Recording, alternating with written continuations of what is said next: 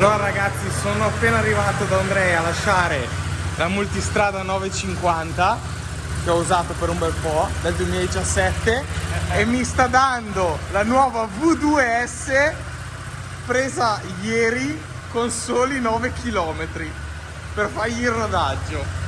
Cazzo, si fida bene, Andrea, ma ti fidi? Ti fidi?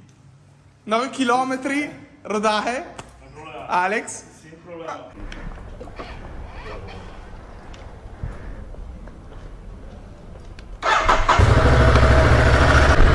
Oh ragazzi, solo 9 km a questa moto. Si fida bene a darmela in mano.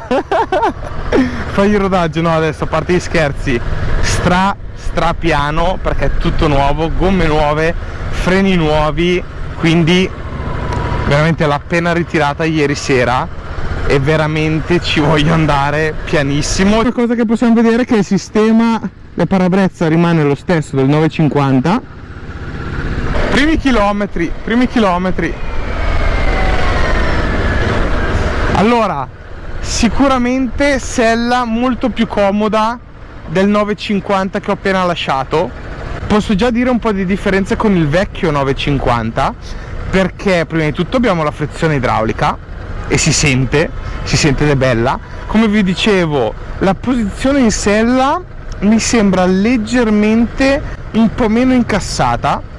Si tocca sempre benissimo, la sella è abbastanza bassa, mi sembra che sia sugli 83 cm questa qui, quindi ribassata di 2 cm, e si può avere la sella più alta a 85, comunque si tocca benissimo per terra. E vediamo che cambiano tutti e due i blocchetti, abbiamo il sistema keyless e abbiamo il TFT, che vediamo però che la porzione del display è più piccola rispetto al 950 del 2017 che avevo stamattina, quindi vediamo lo schermo un po' più piccolino, le informazioni comunque ci sono tutte molto leggibile, molto bello. Adesso andiamo a fare benzina. Eccoci, primi chilometri, vediamo già il TFT come diventa in galleria. I blocchetti dei tasti sono retroilluminati. L'unica cosa, bello sicuramente che sia retroilluminato il blocchetto, ma al buio non vado a vedere i tasti, cioè se non so esattamente le funzioni avrei preferito vedere proprio la scritta retroilluminata piuttosto che il blocchetto. Diciamo che essendo sceso dal 950 vecchio, tra parentesi, le differenze le sento subito e posso dirvi già qualcosa. Andiamo a provare anche il cruise control, sembra molto intuitivo, quindi premiamo qui sul blocchetto, quello più verso l'interno, abbiamo premuto on, si è accesa la spia, poi andiamo a premere set meno ed ecco qua, velocità impostata a 91 km/h. Possiamo andare a diminuire, vedete che qua vediamo sempre la velocità in verde, possiamo andare ad aumentare. Protezione dell'aria grosso modo come il vecchio 950, l'unica cosa che mi sembra di essere seduto un po' meno incassato, e quindi nonostante la posizione del parabrezza sia tutta in alto prendo un pelino più aria. Come sempre sulle spalle ne prendo abbastanza perché questo taglio non permette di essere riparati molto bene come sulla precedente.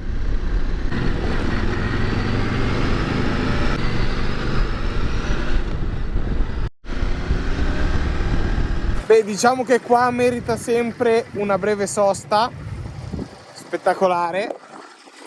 Allora, siamo sulla costa nord, direzione a Gaete, quella là in fondo è Las Palmas, vista V2S davvero bella, guardate, con un po' di sole, bellissima.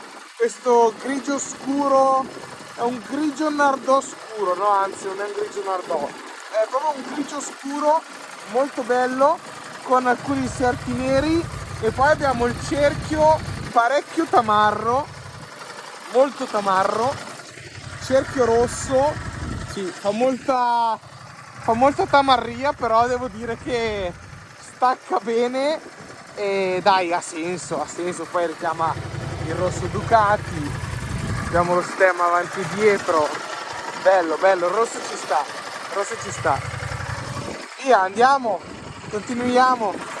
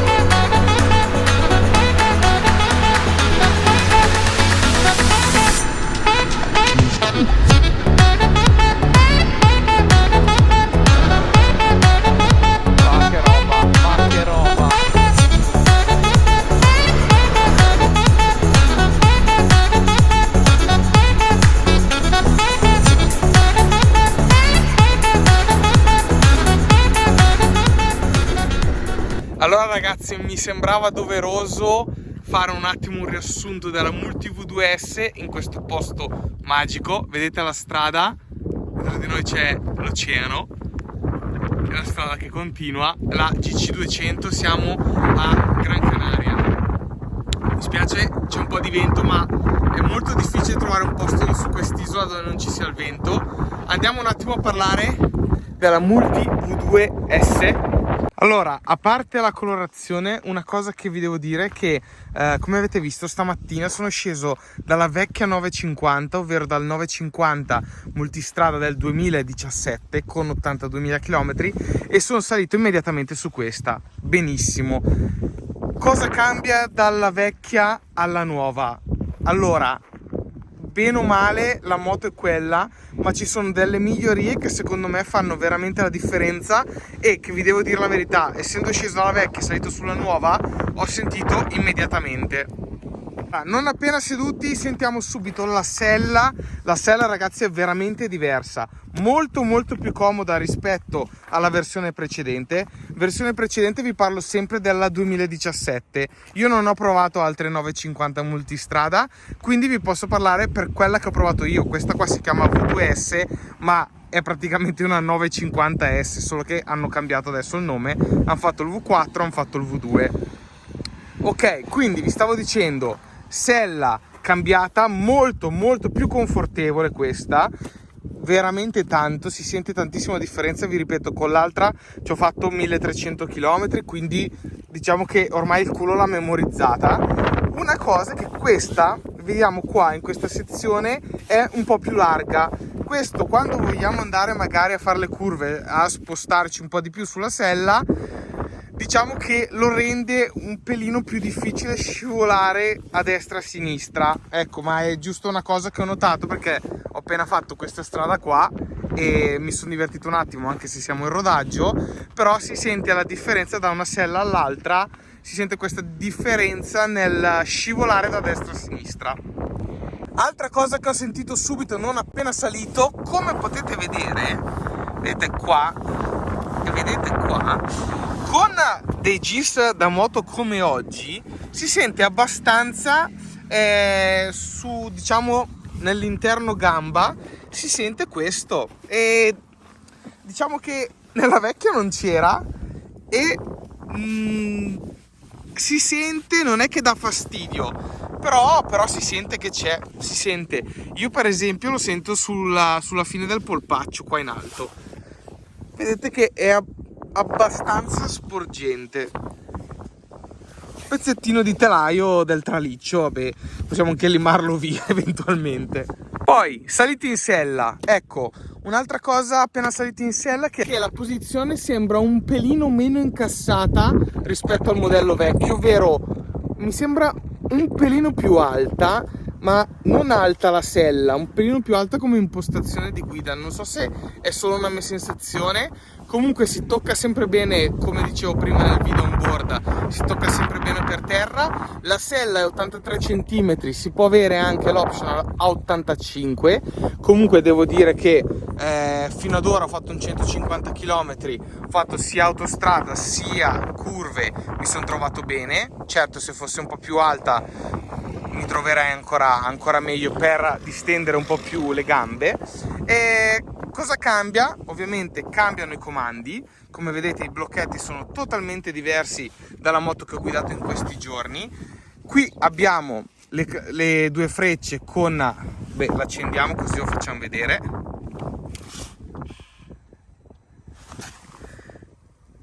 TFT, vedete, lo schermo in sé è leggermente più piccolo della versione precedente, leggermente più piccolo, molto intuitivo, però molto chiaro da leggere in qualsiasi condizione. L'ho trovato, mi è piaciuto molto. Mi piace anche questo fatto che ha queste informazioni qui in sovraimpressione, possiamo leggere le altre due una sopra e una sotto, mentre con le frecce scorriamo le varie informazioni molto bene. Poi ovviamente schiacciamo mode da fermo e ci muoviamo dentro nel menu con tutte le varie voci e le frecce. Info mode, riding mode ne abbiamo sempre 4: enduro, urban, touring e sport. Io adesso l'ho usata in touring perché ovviamente la moto è nuova e non volevo fare il cazzone visto che non è neanche mia. Qua abbiamo veramente tantissime funzionalità. Una cosa che invece sulla moto che ho provato in questi giorni non c'era, ovviamente, sono le sospensioni semiattive. Come vediamo io sono sul rider, poi abbiamo rider con i bagagli, due rider, ovvero rider e passeggero più i bagagli. Ovviamente possiamo scegliere, io adesso sono settato su rider e via così. Poi abbiamo le info, ci sono un sacco di funzionalità, ce ne sono anche fin troppe. Poi vedete molto chiaro, abbiamo l'indicatore della marcia, abbiamo i giri, abbiamo la velocità, abbiamo la mappatura, abbiamo il livello carburante. Poi qui abbiamo quick shift up and down, traction control a livello 5, ABS a livello 3 e qui abbiamo il settaggio delle sospensioni, quindi un solo casco. Molto bene, molto leggibile, mi sembra ben fatto. Axon che sembra la sirena di una nave, veramente fortissimo. Poi dopo bene o male alla vista siamo lì, ecco, come dicevo on board, stesso sistema per regolare il parabrezza, molto, che mi piace molto perché si fa con una mano. Facciamo così per registrare un pezzo di video perché c'è veramente troppo vento, quindi lo facciamo on board. Salutiamo questo posto magnifico che purtroppo domani si torna a casa. Mamma mia, questa strada è qualcosa di incredibile. E come vi dicevo, il motore, soprattutto in basso, nell'utilizzo cittadino, nell'utilizzo a basse velocità e a bassi regimi, si sente che è molto più lineare, è molto più rotondo, mentre il modello precedente era molto più scorbutico, aveva più on off. E questo motore qua anche in basso non strappa mai, non ti dà quella sensazione di on off che l'altro secondo me aveva molto, quindi è migliorato. Poi sopra i 4.500-5.000 giri, quando tu gli dai, lei va e va anche forte. Sti 113 cavalli qua vanno davvero forte. Il motore mi è piaciuto tantissimo, stradivertente, sono stato davvero veramente contento che Ondrej me l'ha fatta provare oggi, anche se purtroppo è in rodaggio, 150 km, adesso ne dovrò fare ancora un 50-60 per tornare a Las Palmas, però sono davvero contento perché mi sembra un'ottima moto. Altra cosa che è migliorata a mio avviso è il cambio, perché ha degli innesti molto più precisi, una corsa anche inferiore proprio dell'inserimento tra le marce stesse, e ha anche quick shift questa, sia up che down, quindi il cambio ha ottimi innesti, veramente più preciso rispetto al modello vecchio, al modello precedente, quindi ottimo, mi è piaciuto. Nel complesso questa moto qua veramente non pensavo stamattina, a parte che è bella esteticamente, niente da dire, a me piace, non è troppa, è giusta, ha un bel baricentro, è leggera. Altra cosa che ho notato nel fare dei cambi di direzione è che secondo me rispetto al modello che ho provato io del 2017 è aumentato anche il raggio di sterzata, che comunque non è una cosa da sottovalutare. Tanto vi faccio vedere la strada così, giusto se passasse in secondo piano, ecco.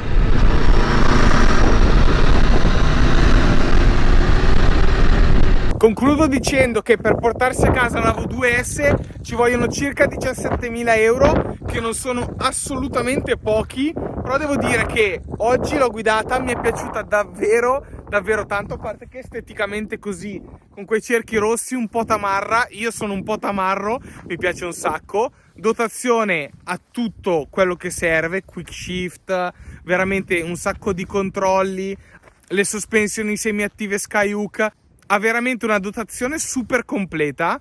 Certo, con 17.000 euro si prendono anche un bel po' di moto e il range è molto alto, però devo dire che questa qua mi è piaciuta davvero tanto, Ragazzi, spero che da questo posto bellissimo, da questa strada incredibile, questo piccolo video vi sia piaciuto. Fatemi sapere se avete provato la V2 o la V2S, cosa ne pensate, se siete d'accordo con me. Ci vediamo al prossimo video. Ciao ragazzi!